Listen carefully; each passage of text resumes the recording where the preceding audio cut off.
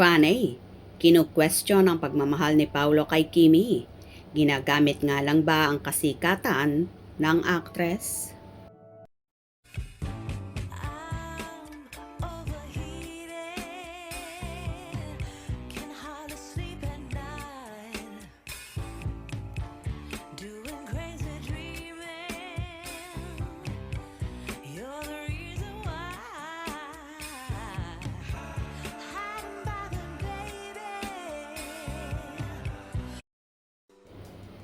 Hanggang ngayon ay questionable pa rin sa ilang netizens kung totoo nga bang mahal ni Paolo Abilino o ginagamit lang ang kasikatan ng actress TV host na si Kim Chiu.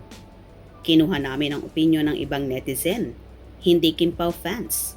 Anila, walang malinaw na ebidensya na masasabi kung totoong mahal ni Paolo si Kim o kung sumasabay lang siya sa kasikatan nito.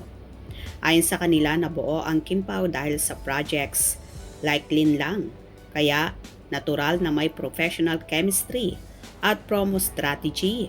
Sa showbiz, normal na i-push ang love team dahil gusto ito ng audience. May mga interviews at public appearances silang may kilig at closeness, pero hindi iyon automatic na patunay ng romantic relationship nila. Pwedeng genuine friendship, pwedeng fan service. Pero hanggang ngayon, walang malinaw na statement mula sa kanila na magkarelasyon sila. Kaya may ilang nagdududa kung totoo bang mahal ni Paolo si Kim.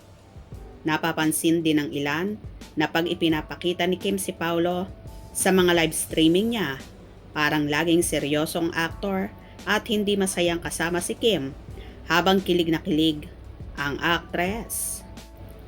Well, ang masasabi na lang namin, maniniwala lang kami na may relasyon nga sila kapag sa mismong bibig na nila nanggaling yan. Anyway, patok ang world tour ng Kim Pao nitong April 24 hanggang 26 sa US, leg ng kanilang Love Kim Pao World Tour. Una silang nag-stop sa Redwood City, opening show sa Fox Theater, at sa Anaheim, California. Nag-perform doon ang Kim Pao kung saan na-meet sila ng global fans nila last week. After sa USA, tuloy pa rin ang tour nila sa Edmonton sa May 1 at Toronto sa May 3. So ganyan sila ka-busy. Paano pa nila haharapin ang kanilang personal na nararamdaman kung ang lahat ng mga fans nila sa iba't ibang bansa ay gusto silang makita ng personal? Knowing Kim Chiu, basta pagdating sa request ng mga fans, lahat ay kanyang pinagbibigyan.